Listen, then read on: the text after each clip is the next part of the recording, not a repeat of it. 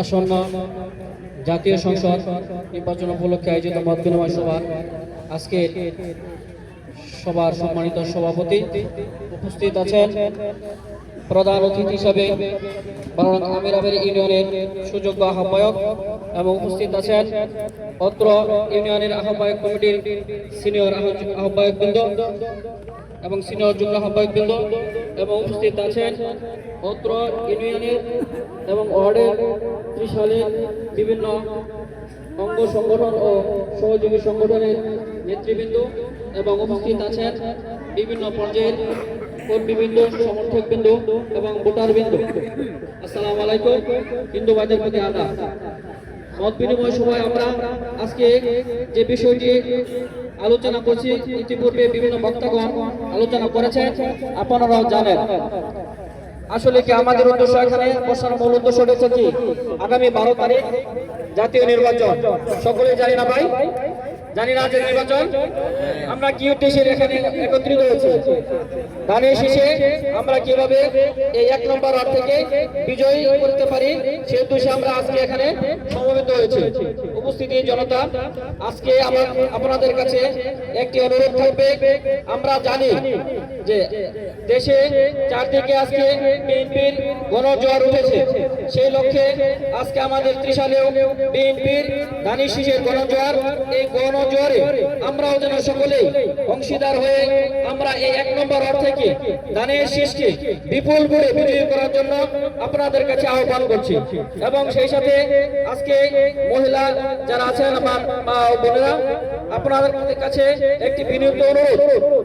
আপনারা জানেন সকাল 7:30 থেকে ভোট গ্রহণ করা শুরু হবে।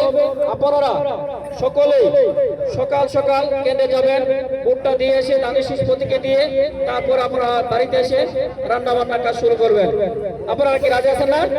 মহিলা চাচিরা, বোনেরা বলেন তো আমরা কি রাজি আছেন না? ইনশাআল্লাহ আমরাও যারা বাইরে আছেন আপনাদের দায়িত্ব হলো আপনারা কিভাবে আমাদের চাচিদের বোনদের সহযোগিতা করে উৎসাহ দিয়ে যেভাবে পারি সকাল সকাল তাদেরকে কেন্দ্রে পাঠাবো এবং আমরা কেন্দ্রে পাঠানোর ব্যবস্থা অবশ্যই করব। তারপরেও যদি সুব্যবস্থা না থাকে আপনারা আপনাদের নিজ দায়িত্ব হলেও কেন্দ্রে একটু কষ্ট করে হলেও ধানের শীষে ভোটটা দিবেন, দেওয়ার জন্য আগ্রহ সৃষ্টি করবেন। কারণ একটা ধানের শীষে ভোট দিয়ে আমরা যদি 1 নম্বর ওয়ার্ড থেকে লিটন ভাইকে বিজয়িত করতে পারি তাহলে এই একটা ভোটের বিনিময়ে আমরা কি আগামী 5 বছর কি সুখে থাকতে পারবো না? আমাদের রাস্তাঘাটের দরকার আছে না? 1 নম্বর ওয়ার্ডের রাস্তাঘাট কি বেহাল দশা। এই জায়গায় মসজিদ আছে, মাদ্রাসা আছে, মন্দির আছে, রাস্তাঘাটের অবস্থা খুবই বেহাল। আমরা চাই আগামী নির্বাচনে এই 12 তারিখের নির্বাচনে 1 নম্বর ওয়ার্ড থেকে লিটন ভাইকে বিপুল সংখ্যক ভোট দিয়ে আমরা যেমন অংশীদার হব, তেমনি আমরা 1 নম্বর ওয়ার্ডের যে কাজগুলো অসমাপ্ত রয়েছে সেগুলো আমরা ত্রিশাল থেকে যাতে ছিনিয়ে আনতে পারি সেই লক্ষ্যে আপনাদের সকলের কাছে করজোড়ে অনুরোধ করব, যে কোনো মূল্যে হোক আপনাদের সকল ভেদাভেদ ভুলে গিয়ে কমপক্ষে একটি ভোট আপনারা লিটন ভাইয়ের পক্ষে, ধানের শীষের পক্ষে, আমাদের উন্নয়নের স্বার্থে 1 নম্বর ওয়ার্ড থেকে আপনারা সকলেই দিবেন। ভাইরা কি রাজি আছেন না? আমরা কি সবাই দেবেন 1 নম্বর ওয়ার্ডে? ভাই একটু হাত তুলে দেখেন, আমাদের অতিথিবৃন্দ আছে, আমরা একটু হাত তুলে দেখেন। আমরা কি সকলে স্বতঃস্ফূর্তভাবে কি ভোট দিব না? স্বতঃস্ফূর্তভাবে সকলে শৃঙ্খলা বজায় রেখে আমরা 1 তারিখে আমরা 12 তারিখ আগামী 12 তারিখে যে কোনো মূল্য হোক আমরা 1 নম্বর ওয়ার্ড থেকে ধানের শীষকে বিজয় করার জন্য সকলের উদাত্ত আহ্বান জানিয়ে আজকের এই সভার সাফল্য কামনা করে সকলের সুস্বাস্থ্য এবং সাফল্য কামনা করে আমি আমার সংক্ষিপ্ত কথা শেষ করছি। জনাব তারেক রহমান, তারুণ্যের অহংকার জিন্দাবাদ, বেগম জিয়া জিন্দাবাদ, এনামুল থেকে জিন্দাবাদ, ডক্টর মাহবুবুর রহমান জিন্দাবাদ।